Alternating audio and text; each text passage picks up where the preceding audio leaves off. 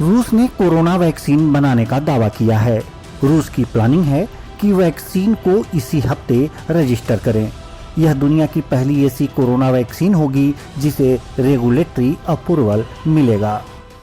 यह वैक्सीन रूस में सभी को दी जाएगी ताकि नोवेल कोरोना वायरस के खिलाफ इम्यूनिटी हासिल हो सके।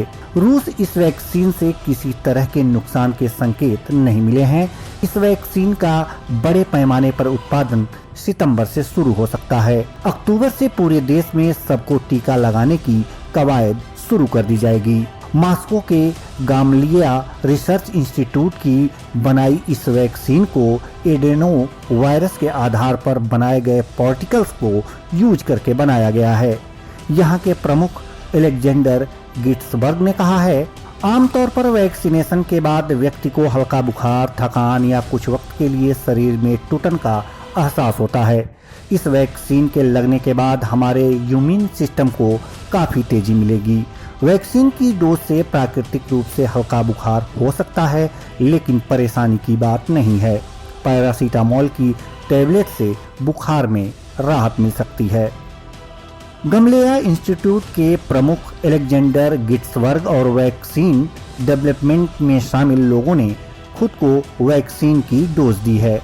रूस के स्वास्थ्य मंत्री मिखाइल मुरासकोव कह चुके हैं कि इस महीने से हेल्थ वर्कर्स को वैक्सीन देने की शुरुआत हो सकती है। रूस में सबसे पहले फ्रंटलाइन हेल्थ वर्कर्स को कोरोना का टीका लगाया जाएगा। इसके बाद सीनियर सिटीजन्स को वैक्सीन दी जाएगी। फिलहाल इस वैक्सीन की लिमिटेड डोज तैयार की गई है। एक बार रेगुलेटरी अप्रूवल मिलने के बाद इस वैक्सीन का इंडस्ट्रियल प्रोडक्शन सितंबर से शुरू हो सकता है।